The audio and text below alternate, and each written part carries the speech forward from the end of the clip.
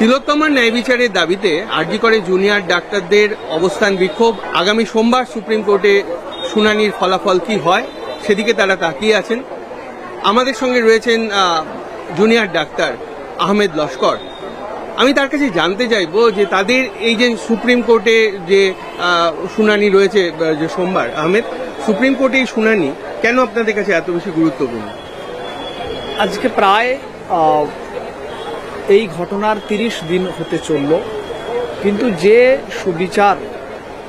বিচারের দাবিতে আমরা এসেছি যে এই ঘটনার সাথে কে বা কারা দোষী, তাদের উদ্দেশ্য কি, মোটিভ কি, কিভাবে করলো এবং প্রত্যক্ষ পরোক্ষভাবে কারা প্রমাণ লোপাটের সাথে জড়িত, সেই বিষয়গুলো কিন্তু এখনো পর্যন্ত আমাদের কাছে সুস্পষ্ট নয়, যার জন্য আমরা কাজে ফিরতেও পাচ্ছি না। তাই আমরা মহামান্য সুপ্রিম কোর্টের দিকে তাকিয়ে আছি যে যেহেতু সিবিআই তার স্ট্যাটাস রিপোর্ট জানাবে পূর্ণাঙ্গ তদন্তের, তো সেক্ষেত্রে মহামান্য সুপ্রিম কোর্ট কি অবজারভেশন বা রায় রাখছেন যে এই ঘটনা কিভাবে হলো, কারা করলো, কি উদ্দেশ্য ছিল, কারা প্রমাণ লোপাটের সাথে জড়িত, সেই সমস্ত বিষয় জানার জন্য অধীর আগ্রহে আমরা সবাই তাকিয়ে আছি। আমরা শুনলাম যে জুনিয়র ডাক্তার আহমেদ লস্কর কি বললেন। বস্তুতপক্ষে যা দেখা যাচ্ছে সেটা হচ্ছে আগামী সোমবার সুপ্রিম কোর্টে শুনানি কি হয়, তাতে ইতিবাচক কোনো ফল যদি ফুটে ওঠে তাহলে তারা তাদের অবস্থান বিবেচনা করবেন। ডাক্তাররা ছাড়াও চিকিৎসা কর্মী, নার্সিং স্টাফ যোগ দিয়েছিলেন। মিছিল রাজভবনে পৌঁছানোর আগেই রানী রাসপল্লী রোডে আটকে দেওয়া হয়। এরপর সেখানেই অবস্থানে বসে পড়েন ডাক্তাররা। শেষে চিকিৎসকদের 5 সদস্যের প্রতিনিধি দল রাজভবনে গিয়ে ডেপুটেশন জমা দেন। ডাক্তার সজল বিশ্বাস জানান, প্রায় 30 দিন কেটে গেলেও তিলোত্তমার দোষীরা এখনো কেন ধরা পড়ল না তার জবাব চাইছেন তারা।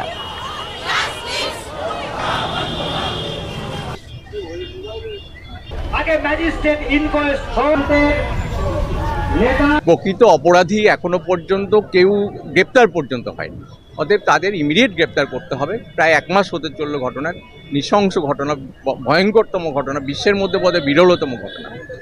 একটা কর্মস্থলে এরকম প্রোটেক্টেড জায়গায় এভাবে খুন ধর্ষণের মতো ঘটনা এটা পৃথিবীতে ঘটে না। এখনো পর্যন্ত একজনকেও অ্যারেস্ট করতে পারেনি, একজন জাস্ট নামকাওয়াস্তে ধরে রেখেছে, কিন্তু প্রকৃত দোষী যারা রয়েছে তাদের কাউকে ধরতে পারে না কলকাতা পুলিশ না সিবিআই। এটা অত্যন্ত আশ্চর্যের বিষয় যে সিবিআইয়ের দীর্ঘসূত্রিতা এবং রাজ্য সরকারের যে চূড়ান্ত ব্যর্থতা, চূড়ান্ত যে অপদার্থতা, যার জন্য আজকে এই পরিস্থিতি তৈরি হয়েছে। গোটা দেশের মানুষ, গোটা পৃথিবীর মানুষ আজকে রাস্তায় নেমেছে, তারা আন্দোলন করছে, বিচার চাইছে যে যারা প্রকৃত দোষী তাদেরকে গ্রেপ্তার করা হোক, শাস্তি দেওয়া হোক, কিন্তু কাউকে ধরা যাচ্ছে না। তারা তদন্ত প্রক্রিয়া দেরি হওয়ায় অনেকেই উষ্মা প্রকাশ করেছেন। গতকাল আবারও রাস্তায় নামেন জুনিয়র চিকিৎসকদের একটি সংগঠন। বর্তমান শিক্ষার্থীরা যোগ দেন। প্রাক্তন প্রিন্সিপাল শুদ্ধদান বটব্যাল, বিশ্বনাথ চক্রবর্তী ও অভিনেতা বাদশা মৈত্র সকলেই ন্যায় বিচারের দাবি করেন। কি করে একটা মেয়ে মারা যায় বলুন তো? একটা স্টুডেন্ট, সেকেন্ড ইয়ারের পিজিতে একটা মেয়ে, আমাদের স্টুডেন্ট, একটা চেস্ট মেডিসিনের মতো জায়গাটা কি করে এই উত্তর না জানা পর্যন্ত সত্যি শান্তি নেই। আমি সত্যি কিছু বলতে চাই না। ওপেন সোর্স থেকে আমরা সিবিআই তদন্তের অগ্রগতি সম্পর্কে যা জানতে পারছি, আগামী 9 সেপ্টেম্বর 1 মাস যেদিন পূরণ হচ্ছে ওই ডাক্তার বোনটির ধর্ষণ খুনের ঘটনার, সেদিন সিবিআই বন্ধ খামে তা জমা দেবে। এটুকুও মিডিয়া রিপোর্টে এসছে যে সঞ্জয় রায় যে মূল অভিযুক্ত, তার ডিএনএ সিকোয়েন্স মিলে গেছে, কিন্তু যেহেতু গলা টেপা এবং নাকমুখ চেপা একই সময়ে একই সঙ্গে হয়েছিল, তাই দ্বন্দ্ব একটা থাকছে যে তৃতীয় কোনো ব্যক্তি হয়তো ছিল। সেই তৃতীয় ব্যক্তি কে, বাংলার মানুষও জানতে চায়। আশা করব সিবিআই সেই দ্বন্দ্ব পরিষ্কার করবে। আমরা যা জেনেছি যে 10 জনের লেয়ার্ড ভয়েস স্যাম্পল অ্যানালিসিস হয়েছে, সেখান থেকে গুরুত্বপূর্ণ সূত্র পাওয়া গেছে। সন্দীপ ঘোষের গ্রেপ্তারি হয়তো তারই পরিণাম। দেশের সলিসিটর জেনারেল সুপ্রিম কোর্টে গত শুনানিতে বলেছেন যে তারা তদন্তভার পেয়েছিলেন 4 দিন পর। তার ফলে সেই 4 দিন আগে তথ্য প্রমাণ, যাবতীয় তথ্য প্রমাণ লোপাট করে দেওয়া হয়েছে, ক্রাইম সিন নষ্ট করে দেওয়া হয়েছে। তার ফলে প্রতি পদে পদে সিবিআই যখন বৈজ্ঞানিক সম্মত পদ্ধতিতে এই তদন্তকে একটা নির্দিষ্ট জায়গায় নিয়ে যাওয়ার চেষ্টা করছে, তখন বাধা পাচ্ছে। কিন্তু আমাদের আশা, আমাদের বিশ্বাস, সিবিআইয়ের প্রতিও বাংলার মানুষের ভরসা আছে। শুধু ধৈর্য রাখতে হবে, অভয়া বা তিলোত্তমা বিচার পাবেই। তিনি বলেন, তৃণমূল কংগ্রেসের রাজত্বে নারী নির্যাতন ও ধর্ষণের সংখ্যা বাড়ছে। মুখ্যমন্ত্রীর পদত্যাগ না হওয়া পর্যন্ত এ রাজ্যে নারী নির্যাতন কমবে না বলে তার দাবি। কানে মুখে শিক্ষা ব্যবস্থাটাকে আপনি কোথায় নিয়ে যাচ্ছেন? যতদিন মমতা ব্যানার্জি থাকবে আর এই পুলিশ কমিশনার থাকবে ততদিন তদন্তে বাধাপ্রাপ্ত হবে, সত্য উদ্ভাসিত হবে না। যে কারণে আমরা মনে করি যে এরা সরলেই তদন্ত সঠিক হবে, দ্রুততার সাথে হবে এবং সত্য প্রকাশিত হবে। কারণ দেখুন, এই ঘটনা ঘটার পরে ইতিমধ্যে 6টা কিন্তু রেপ হয়ে গেছে, তার মানে কোনো পরিবর্তন হয়নি। হবে কি করে? যে রেপিস্ট, মার্ডারার, সে তো দেখছে আমার দিদি আছে, আমার দিদি আমাকে বাঁচাবে। অতএব প্রত্যেক ক্ষেত্রে মমতা ব্যানার্জি এই ধর্ষকদের বাঁচিয়েছে, যার জন্য এই রাজ্যে ধর্ষণ কাণ্ডে কারো সেরকম সাজা হয়নি। তার কারণ তৃণমূল তাদের পেছনে দাঁড়িয়ে গেছে, পুলিশ প্রশাসন দাঁড়িয়ে গেছে। সেই কারণে এই মমতা ব্যানার্জিকে গদিতে রেখে পশ্চিমবাংলায় মহিলা সম্মান ফেরানো যাবে না। সমস্ত শহর পরিক্রমা করেন তারা। নির্যাতিতার দ্রুত বিচারের দাবি জানানো হয় মিছিল থেকে। ট্যাক্সি স্ট্যান্ডে একটি পথসভাও করা হয়।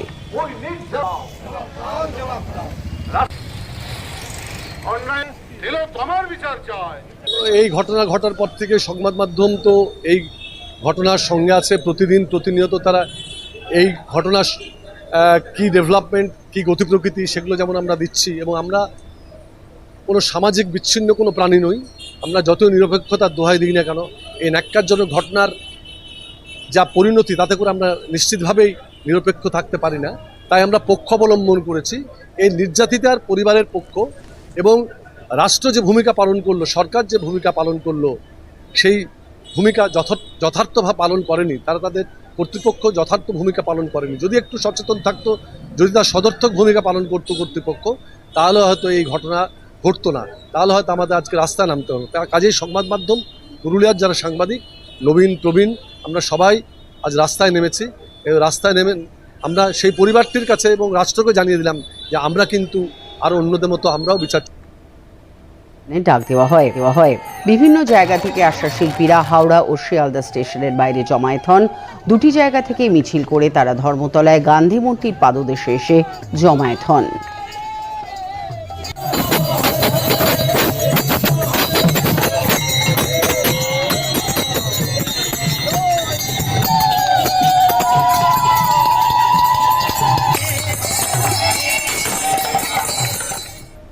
বাসিন্দারা পাশাপাশি আয়োজন করা হয়েছিল রক্তদান শিবিরেরও।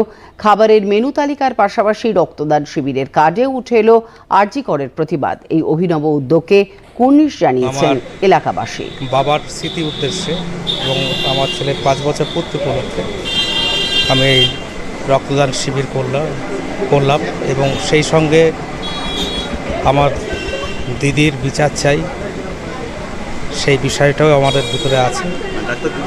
ডাক্তার দিদির বিচার চাই। আরজি করের যে ঘটনাটা, সেটাই আমরা খুব শোকাহত আর খুবই আমরা এখনো বলছি জাস্টিস চাই। আমরা জাস্টিস চাই। হ্যাঁ, সেই প্রতিবাদের স্মরণীয় মুহূর্তটা আমরা এখানে ফুটে তোলার চেষ্টা করছি।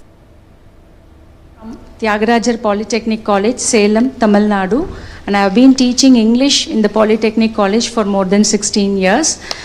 Most of my Polytechnic students hail from rural background. They come from Tamil medium schools, so they find it difficult to speak, at least open their mouth in English. नहीं, लेकिन हम लोगों को ये भ्रम है, शायद सब लोगों के यही होगा कि भाई यानी तमिलनाडु मतलब सबको अंग्रेजी आती है। Obviously, sir, there are rural people, sir, who study from the vernacular language medium, so they find it difficult, sir. So for them we teach. और इसी जो नई शिक्षा नीति है, उसमें मातृभाषा पर बहुत बल दिया गया है। Yes, sir. So we are teaching English language, sir, and as per NEP 2020, as it lays on 3 languages, now we have, and in mother tongue learning, we have now introduced as an autonomous institution, we have now introduced our mother tongue language also in learning technical education, sir. क्या आप में से कोई है जिसने बहुत हिम्मत के साथ ऐसा प्रयोग किया हो कि मान लीजिए एक स्कूल में 30 बच्चे हैं, वो प्योरली अंग्रेजी भाषा के माध्यम से, और उन्हीं के बराबर के दूसरे 30 बच्चे वही विषय अपनी मातृभाषा में पढ़ते हैं, तो कौन सबसे ज्यादा आगे जाता है, कौन ज्यादा जानता है? क्या अनुभव आता है आप लोगों का? हाँ? क्योंकि क्या है, मातृभाषा में वो डायरेक्ट चीज को पकड़, उसको मेंटली अंग्रेजी, फिर उसका अपनी भाषा में ट्रांसलेट करेगा, फिर उसको समझने का प्रयास करेगा, बहुत एनर्जी जाती है उसकी। तो बच्चों को अपनी मातृभाषा में पढ़ाने का और बाद में अंग्रेजी एक सब्जेक्ट के रूप में बहुत अच्छा पढ़ाना चाहिए। यानी जैसे संस्कृत टीचर क्लास में जाती होगी और क्लासरूम से बाहर आती होगी, संस्कृत के सिवा किसी भी भाषा का प्रयोग नहीं करती होगी आशा जी, वैसे ही अंग्रेजी के टीचर को भी क्लासरूम में अंदर जाने से बाहर निकलने तक और कोई लैंग्वेज नहीं बोलनी चाहिए। अंग्रेजी करेंगे तो वो भी उतनी ही बढ़िया तरीके से करेंगे। फिर ऐसा नहीं कि वे एक वाक्य अंग्रेजी और फिर 3 वाक्य मातृभाषा में पढ़ाएंगे, तो वो बच्चा कैच नहीं कर सकता है। अगर हम उतना डेडिकेशन लैंग्वेज के प्रति भी होगा तो बुरा नहीं है। और हमें तो अपने बच्चों की आदत डालनी चाहिए ज्यादा से ज्यादा भाषाएं सीखने का, उनके मन में इच्छा जगनी चाहिए। और इसलिए कभी कभी स्कूल में तय करना चाहिए, इस बार हम अपने स्कूल में 5 अलग अलग राज्यों के गीत सिखाएंगे बच्चों को। 5 गीत एक साल में मुश्किल नहीं है, तो 5 भाषा के गीत जान लेंगे। कोई असमिया करेगा, कोई मलयालम में करेगा, कोई पंजाबी करेगा, पंजाबी तो खैर कर ही लेते हैं